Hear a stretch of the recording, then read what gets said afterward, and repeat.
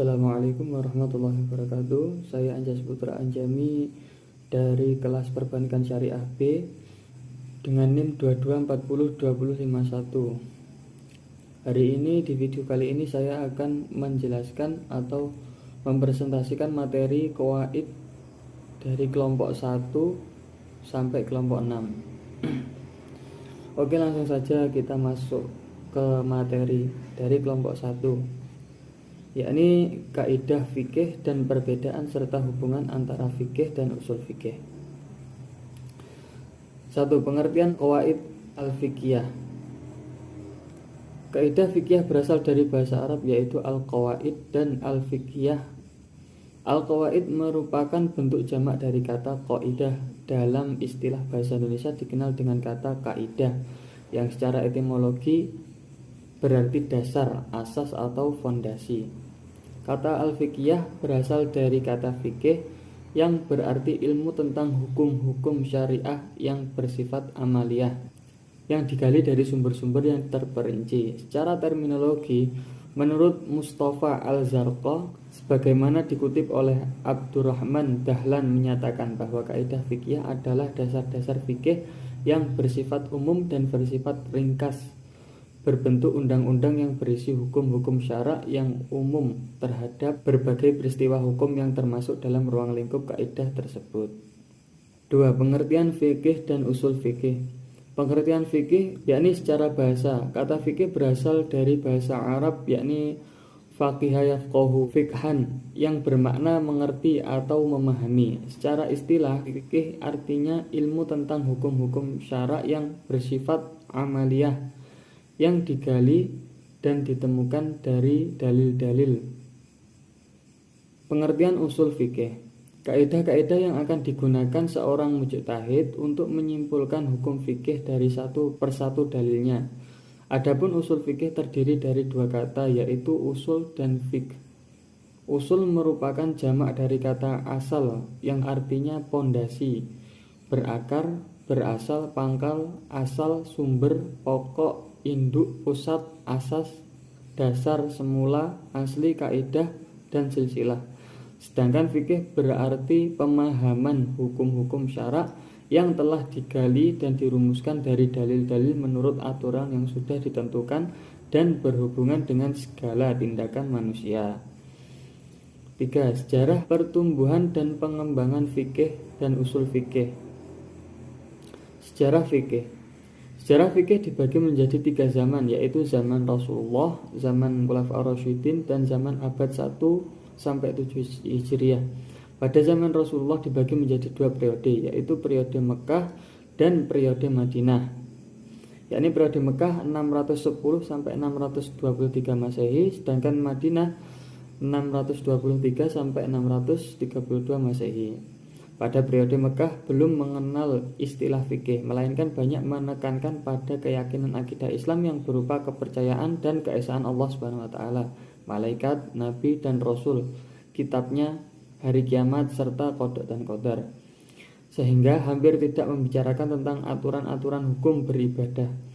Dan pada masa ini belum ada aturan yang resmi dan menetapkan bentuk, waktu serta kegiatan yang dianggap beribadah. Aturan-aturan hukum baru dimulai ketika perintah untuk melakukan hijrah ke Madinah sebagai upaya tindakan penyelamatan diri dari penyiksaan kaum kafir Quraisy. Sedangkan pada periode Madinah, periode ini ditandai dengan adanya pengaturan hidup sebagai hamba dan hukum yang dipakai berdasarkan wahyu yang ditafsirkan secara ketat oleh Nabi Muhammad SAW sendiri dengan bimbingan dan arahan Allah Subhanahu wa taala. Ayat-ayat itu banyak mengandung dasar hukum, baik mengenai ibadah maupun kemasyarakatan, dan telah menjadi dasar bagi hukum yang dipakai untuk mengatur masyarakat yang disebut ayatul ahkam. Pada zaman Khulafaur Rasyidin 11 sampai 41 Hijriah atau 632 sampai 662 Masehi, sepeninggal Rasulullah SAW, kaum muslimin dipimpin oleh keempat khalifah yang merupakan sahabat beliau secara bertahap, yaitu Abu Bakar As-Siddiq, Umar bin Khattab, Utsman bin Affan, dan Ali bin Abi Thalib.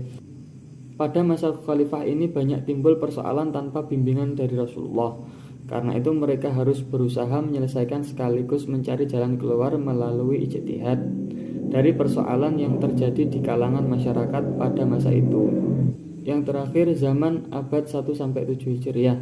Ketika pemerintahan dipegang oleh Bani Umayyah, sebagian sahabat pergi meninggalkan kota Madinah menuju kota-kota yang baru dibangun seperti Kufah, Makkah, Basrah, Syam, Mesir, dan lain-lain. Di kota-kota ini mereka mengajarkan fikih, mengembangkan agama, dan meriwayatkan hadis-hadis. Sejarah usul fikih. Pada abad Hijriah, ilmu usul fikih belum tumbuh menjadi suatu disiplin ilmu. Kemunculannya terjadi pada abad ke-11 Hijriah dengan kondisinya yang masih bercampur dengan pembahasan ilmu fikih. Karena disebabkan Rasulullah hanya mengandalkan turunnya wahyu dan ilham dari Allah Subhanahu wa taala, dalam pertumbuhan pada tingkat pertama ilmu usul fikih merupakan ilmu yang belum berdiri sendiri, melainkan ia masih berserak-serak dalam kitab-kitab fikih yang difungsikan oleh fuqaha sebagai argumentasi menetapkan hukum fikih serta untuk menerangkan cara-cara mengambil hukum dari dalil-dalil yang dikemukakan oleh orang yang pertama mengumpulkan tulisan usul fikih yang masih bercampur dengan kodifikasi fikih Islam menjadi suatu perangkat ilmu yang terpisah lagi berdiri sendiri. Menurut Ibnu Nazim adalah Abu Yusuf, salah satu murid Imam Abu Hanifah. Adapun orang yang pertama memodifikasikan pembahasan dan kaidah ilmu fikih dalam suatu kitab yang sangat berharga dan dapat dikaji oleh generasi sekarang ialah Imam Muhammad Idris al-Syafi'i. 4. Hubungan antara fikih dan usul fikih. Hubungan usul fikih dengan fikih adalah seperti hubungan ilmu logika dengan ilmu filsafat atau seperti hubungan ilmu nahwu dengan bahasa Arab. Fikih mengarah pada ilmu yang membahas persoalan-persoalan hukum Islam yang praktis, sedangkan usul fikih mengarah pada ilmu yang membahas kaidah-kaidah mengenai metode dalam menggali hukum dari dalil-dalil yang terperinci. 5. Perbedaan antara fikih dan usul fikih. Perbedaan antara fikih dengan usul fikih dapat terlihat dari segi objek ilmu keduanya. Fikih adalah perbuatan seseorang yang telah mukallaf atau dewasa dalam menjalankan suatu perintah atau hukum. Sedangkan usul fikih merupakan dalil-dalil dan kaidah yang bersifat umum, di mana seorang fuqaha atau ahli fikih menelaah tentang bagaimana dalil-dalil juz'i yang dapat diterapkan pada permasalahan atau persoalan khusus. 6. Manfaat mempelajari. Sebagai benteng pelindung terhadap syariat Islam, karena usul fikih menjaga dalil-dalil syariat dari penyimpangan dan kesalahan dalam istinbat. Metode yang memudahkan dalam mengambil kesimpulan hukum istinbat pada masalah-masalah cabang fikih dari sumbernya. Menghindarkan seseorang menetapkan hukum menurut hawa nafsunya, karena mengetahui metode dan kaidah istinbat secara berijtihad yang benar. Hal ini karena bermunculan para mujtahid dengan metode ijtihad yang berbeda-beda, memahami tentang bagaimana para mujtahid menetapkan hukum baik disepakati atau diperselisihkan, memelihara fikih Islam dari pendapat yang terlalu longgar dan pendapat yang terlalu kaku dan jumud, mampu berpikir secara logis dan analis terhadap suatu perkara. Mungkin itu saja dari yang dapat saya simpulkan dari kelompok 1. Selanjutnya yakni materi dari kelompok 2, yakni al-umuru bil maqasidiha. Tiap perkara tergantung pada niatnya. 1. Dasar dari kaidah al-umuru bil maqasidiha yakni didasarkan pada dua dasar, yaitu Al-Quran dan hadis. Dasar Al-Qurannya terdapat pada surah Al-Baqarah ayat 225 yang berbunyi Ba'dahu a'udzubillahi minasyaitonir rajim. Bismillahirrahmanirrahim. La yu'akhidhukumullahu billaghwi fi aymanikum walakin yu'akhidhukum bima kasabat qulubukum wallahu ghafurun halim. Yang artinya Allah tidak menghukum kamu karena sumpahmu yang tidak kamu sengaja, tetapi Dia menghukum kamu karena niat yang terkandung dalam hatimu. Allah Maha Pengampun lagi Maha Penyantun. Sedangkan dari dasar hadisnya, yakni hadis riwayat Baihaqi dari Salman Al-Farisi, yakni yang berbunyi niyatul mu'minin khairum min amali. Niat seorang mukmin lebih baik daripada amalnya. 2. Definisi dari kaidah al-umuru bil maqasidiha. Tiap perkara tergantung pada maksudnya. Pengertian kaidah ini bahwa hukum yang berimplikasi terhadap suatu perkara yang timbul dari perbuatan atau perkataan subjek hukum atau mukallaf tergantung pada maksud dan tujuan dari perkara tersebut. Kaidah ini berkaitan dengan setiap perbuatan atau perkara-perkara hukum yang dilarang dalam syariat Islam. Sebagai tambahan penjelasan, perlu kami tegaskan bahwa apabila tindakan seseorang meninggalkan hal-hal yang terlarang, dilakukannya dengan segala ketundukan karena ada larangan yang berlaku dalam ketetapan syara, maka tindakan tersebut memperoleh pahala. Namun, apabila tindakan tersebut berkaitan dengan tabiat atau perasaan jijik terhadap sesuatu yang ditinggalkannya tersebut tanpa memperhatikan status pelarangannya, maka ia dinilai sebagai perkara biasa dan tabiat manusiawi yang tidak beroleh pahala. 3. Contoh dari kaidah al-umuru bil maqasidiha. Barang siapa berniat menggosok atau merampas harta milik orang lain, lalu ia urung melakukannya, namun harta tersebut kemudian rusak di tangan pemiliknya, maka ia tidak dianggap sebagai penggosok atau perampas dan tidak dikenai kewajiban mengganti, meskipun ia secara lugas menyatakan diri berniat melakukan hal tersebut. Mungkin itu saja dari kelompok 2. Itu yang saya simpulkan dari kelompok 2. Langsung lanjut ke kelompok 3. Materi kelompok 3 yakni al-yaqinu la yuzalu bisyak. Keyakinan tidak bisa dihilangkan oleh keraguan. 1. Kaidah ini menghantarkan kepada kita kepada konsep kemudahan demi menghilangkan kesulitan yang kadangkala menimpa kepada kita, dengan cara menetapkan sebuah kepastian hukum dengan menolak keraguan-raguan. Dan telah diketahui akibat dari keraguan-raguan adalah adanya beban dan kesulitan. Maka kita diperintahkan untuk mengetahui hukum secara benar dan pasti sehingga terasa mudah dan ringan dalam menjalankan perintah Allah dan menjauhi larangannya. Termasuk di dalamnya adalah akidah dan ibadah. Jadi maksud dari kaidah tersebut ialah bahwa sesuatu yang telah meyakinkan tidak dapat digoyahkan oleh sesuatu yang masih meragukan, kecuali yang meragukan itu meningkat menjadi meyakinkan. Jadi semua tindakan harus berlandaskan pada yang diyakini.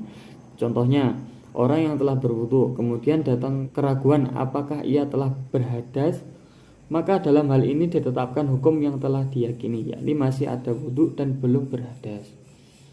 Kaidah ini juga menunjukkan kepada kita kesempurnaan agama Islam yang kita cintai ini. Apabila kita menerapkan kaidah ini, maka kita akan semakin yakin bahwa Islam adalah agama yang membawa rahmat bagi semesta alam. Karena kita semua sadar bahwa kehidupan kita tidak akan pernah terlepas dari kondisi yang disebut dengan keraguan, yang mana dari keraguan ini dapat muncul was-was yang pada akhirnya mengganggu kegiatan ibadah seseorang, terutama di dalam permasalahan toharoh dan sholat. Akan tetapi Islam dengan segala kesempurnaannya memberikan jalan keluar kepada umatnya, yaitu dengan adanya kaidah yang agung ini. 2. Dasar kaidah. Kaidah ini didasarkan pada Al-Quran dan hadis. Dasar kaidah Al-Quran pada surah Yunus ayat 36. Ba'dahu a'udzubillahi minasyaitonirrajim. Bismillahirrahmanirrahim. Wa ma yattabi'u aktsaruhum illa dhanna inna dhanna la yughni minal haqqi syai'a innallaha 'alimun bima yaf'alun. Yang artinya, dan kebanyakan mereka hanya mengikuti dugaan. Sungguhnya dugaan itu tidak sedikit pun berguna untuk melawan kebenaran. Sungguh Allah Maha mengetahui apa yang mereka kerjakan. Sedangkan dasar kaidah dari hadis Rasulullah SAW antara lain hadis riwayat Muslim dari Abi Hurairah radhiyallahu an, Rasulullah SAW bersabda, Apabila salah seorang di antara kalian merasakan sesuatu dalam perutnya, lalu dia kesulitan menentukan apakah sudah keluar sesuatu atau kentut ataukah belum, maka jangan keluar dari masjid sehingga mendengar suara atau mendapatkannya. 3. Penerapan kaidah. Apabila seseorang menghilang dalam jangka waktu yang lama dan tidak diketahui apakah ia masih hidup atau masih mati, maka ahli waris tidak boleh membagi harta peninggalannya sebelum adanya kepastian mengenai kematian berdasarkan asumsi kuat bahwa orang tersebut dan menetapkannya sebagai sebuah keyakinan. Misalnya orang tersebut menghilang setelah kecamuk perang, wabah penyakit, atau gempa bumi dahsyat. Hal ini dikarenakan status hidup orang tersebut sebelum menghilang merupakan seseorang yang tak terbantahkan dengan segala keyakinan, dan baru ketika ia menghilang muncullah keraguan akan status kehidupannya. Maka di sini keraguan yang muncul belakangan tidak dapat menggugurkan hukum keyakinan. Mungkin itu dari kelompok 3. Lanjut ke kelompok 4. Langsung saja masuk ke materi kelompok 4, yakni al-masyaqqatu tajibut tasyir, kesulitan akan mendorong kemudahan. Satu pengertian kaidah al-masyaqqatu tajibut tasyir, yakni al-masyaqqah menurut bahasa atau etimologis adalah at-ta'ab, yaitu kelelahan, kepayahan, kesulitan, dan kesukaran. Sedangkan at-tasyir secara bahasa atau etimologis adalah kemudahan.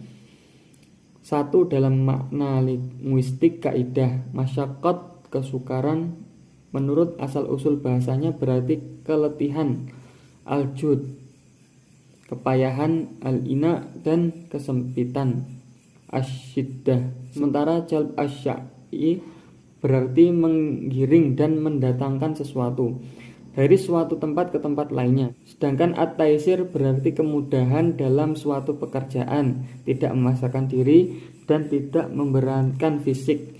Makna yang terbentuk dari makna dasar tersebut adalah bahwa jika ditemukan kesulitan dalam sesuatu, maka ia menjadi penyebab syar'i yang dibenarkan untuk mempermudah, meringankan, dan menghapus kesukaran serta kesukaran dari subjek hukum pada saat melaksanakan aturan-aturan hukum dari segi apapun.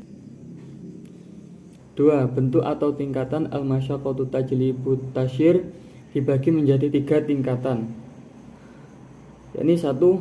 Al-masyaqqah al-azimah, atau kesukaran yang sangat berat, kesukaran yang menimbulkan bencana, dan kesukaran besar seperti kesukaran dalam bentuk ketakutan yang berkaitan dengan keselamatan jiwa. Yang kedua, tingkatan al-masyaqqah al-mutawasithah, atau kesukaran yang pertengahan atau tengah-tengah, tidak sangat berat juga tidak sangat ringan. Apabila kesukaran lebih dekat pada bentuk kesukaran pertama, maka ia mengharuskan pemberian keringanan hukum. Namun jika lebih dekat pada bentuk kedua, maka ia tidak meniscayakan keringanan. Yang ketiga, yakni tingkatan al-masyaqqah al-khafifah, kesukaran yang ringan. Kesukaran ringan seperti sedikit rasa sakit pada jari-jari tangan, sakit kepala ringan, atau penyakit ringan lainnya. Bentuk kesukaran ini tidak dianggap dan tidak menimbulkan efek pada keringanan hukum kecuali menurut mazhab Zahiri. Sebab realisasi manfaat ibadah lebih utama daripada menolak kesukaran ringan yang kecil nilainya. Adapun keringanan atau kemudahan karena adanya masyaqqah setidaknya ada 6 macam, yaitu takhfif isqat atau rukhsah isqat, yakni pengguguran kewajiban. Yang kedua, takhfif tangkis atau pengurangan beban kewajiban. Yang ketiga, takhfif takdim, yakni yang mendahulukan. Yang keempat, takhfif takhir, yang mengakhirkan. Yang kelima, takhfif taknis, darurat.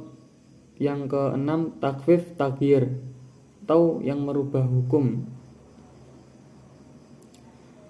Yang ketiga, ada pula macam-macam kaidah al-masyaqqatu tajlibut tasyir.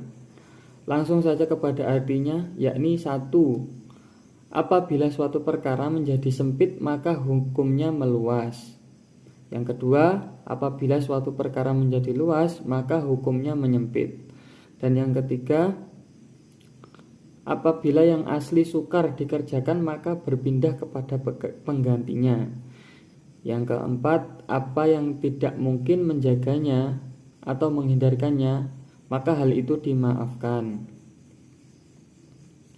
Adapun sebab-sebab keringanan di dalam ibadah dan lain-lain adalah 1. Berpergian, 2. Sakit, 3. Terpaksa, 4. Lupa, 5. Bodoh, 6. Kekurangan, 7. Kesulitan, dan umul balwa.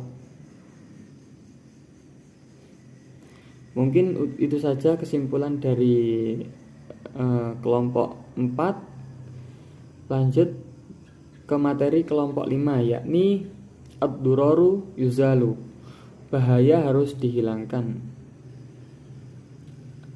1. Pengertian kaidah ad-duraru yuzalu. Pengertian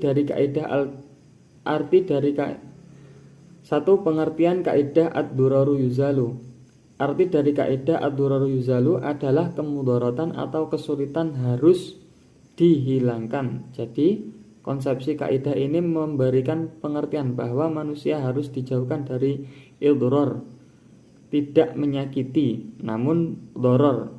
Kemudaratan secara etimologi adalah berasal dari kalimat ad-doror yang berarti sesuatu yang turun tanpa ada yang dapat menahannya. Berdasarkan pendapat para ulama, dapat diambil kesimpulan bahwa doror adalah kesulitan yang sangat menentukan sebuah eksistensi manusia.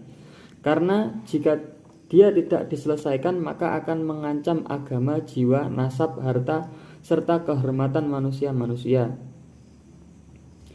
Yang kedua, yakni sumber dari kaidah ini terdapat pada Quran surah Al-A'raf juz 7 ayat 56. Ini yang berbunyi ba'dahu a'udzubillahi minasyaitonirrajim, bismillahirrahmanirrahim, wala tufsidu fil ardi ba'da islahiha wada'uhu khawfan wa tama'a inna rahmatallahi qaribum minal muhsinin. Sadaqallahul azim.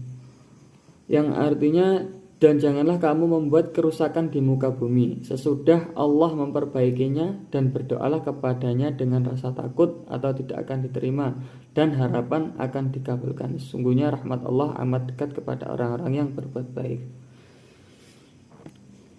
Yang ketiga, yakni cabang-cabang kaidah. Terdapat 5 kaidah. Langsung saja ke artinya dan penjelasannya.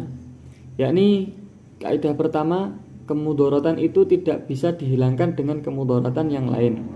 Maksud kaidah itu adalah kemudaratan tidak boleh dihilangkan dengan cara melakukan kemudaratan yang lain sebanding dengan keadaannya. Contohnya, seorang dokter tidak boleh melakukan donor darah dari satu orang ke orang lain jika hal itu menyebabkan si pendonor menderita sakit lebih parah dari yang menerima donor. Dan kaidah yang kedua, yakni kondisi darurat memperbolehkan sesuatu yang semula dilarang. Melihat arti ayat di atas, tidak semua keterpaksaan itu memperbolehkan yang haram, namun keterpaksaan itu dibatasi dengan keterpaksaan yang benar-benar tidak ada jalan lain kecuali hanya melakukan itu. Dalam kondisi ini maka yang haram dapat diperbolehkan memakainya. Contohnya, seseorang di hutan tidak menemukan makanan sama sekali kecuali babi hutan, dan bila ia tidak memakannya akan mati, maka babi hutan itu dapat dimakan sebatas keperluannya, dihalalkan baginya. Selanjutnya, kaidah ketiga, apakah yang diperbolehkan karena adanya kemudaratan diukur menurut kadar kemudaratan. Contoh, kebolehan memakan bangkai bagi seseorang hanya sekedar dalam ukuran untuk mempertahankan hidup, tidak boleh melebihi. Kaidah selanjutnya, yakni kaidah keempat, menolak mafsadah atau kerusakan didahulukan daripada mengambil kemaslahatan. Contoh, seorang diperintahkan sholat dalam keadaan berdiri, namun ia tidak mampu melaksanakannya, maka sholat itu dapat dikerjakan dengan duduk atau berbaring. Dan kaidah yang terakhir yakni kaidah yang kelima, jika ada dua kemudaratan yang bertentangan maka diambil kemudaratan yang paling besar. Maksudnya apabila ada dua mafsadah bertentangan maka perhatikan mana yang lebih besar mudaratnya dengan memilih yang lebih ringan mudaratnya. Contoh, diperbolehkan mengadakan pembedahan perut wanita yang mati jika dimungkinkan bayi yang dikandung dapat diselamatkan. Mungkin itu kesimpulan dari kelompok 5. Dan materi selanjutnya yakni materi dari kelompok 6. Langsung saja masuk ke materinya, yakni materi kelompok 6 adalah al-adatu muhakkamah. Pengertian kaidah al-adatu muhakkamah menurut al-hasaballah, al-adah adalah apa yang telah dikenal orang banyak sehingga menjadi kebiasaan yang berlaku dalam kehidupan mereka. Sedangkan menurut Al-Haidar, al-adah adalah sesuatu yang menetap di dalam hati dan terulang-ulangnya sesuatu itu bisa diterima oleh orang-orang yang memiliki tabiat yang sehat. Sedangkan demikian al-adah adalah sebuah nama yang diperuntukkan untuk sebuah perbuatan yang dilakukan berulang-ulang, sehingga karena seringnya perbuatan itu menjadi sangat perlu dilakukan, bahkan karena mudahnya sampai menyerupai tabiat atau karakter yang alamiah. Dalam pengertian dan substansi yang sama terdapat istilah lain dari al-adah yaitu al-urf, yang secara bahasa berarti suatu keadaan, ucapan, perbuatan atau ketentuan yang dikenal manusia dan telah menjadi tradisi untuk melaksanakannya atau meninggalkannya. Sedangkan al-urf secara istilah yaitu urf adalah apa yang dikenal oleh manusia dan mengulang-ulanginya dalam ucapannya dan perbuatannya sampai hal tersebut menjadi biasa dan berlaku umum. Contoh masalah yang terkait dengan kaidah al-adatu muhakkamah dalam kitab Al-Faraidul Bahiyah disebutkan beberapa pembahasan adat kebiasaan bisa dijadikan dasar hukum. Salah satunya yaitu adat itu bersesuaian dengan dalil syara' atau nilai-nilai syara'. Dan bila bertentangan dengan syara', maka yang dimenangkan syara'. Contoh, dalam adat Arab yang disebut sholat itu adalah berdoa secara umum.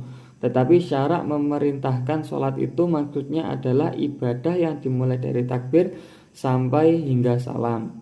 Seorang muslim tidak boleh memenangkan adat di mana sholat hanya sebagai doa dengan meninggalkan perintah sholat sebagai amal ibadah yang dimulai takbir sampai salam. Mungkin singkat saja itu dari kelompok 6 yang dapat kami simpulkan.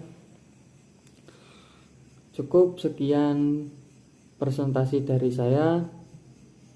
Kurang lebihnya saya mohon maaf, mungkin banyak kurangnya nanti bisa dilihat di makalah. Cukup sekian dari saya. Wassalamualaikum warahmatullahi wabarakatuh.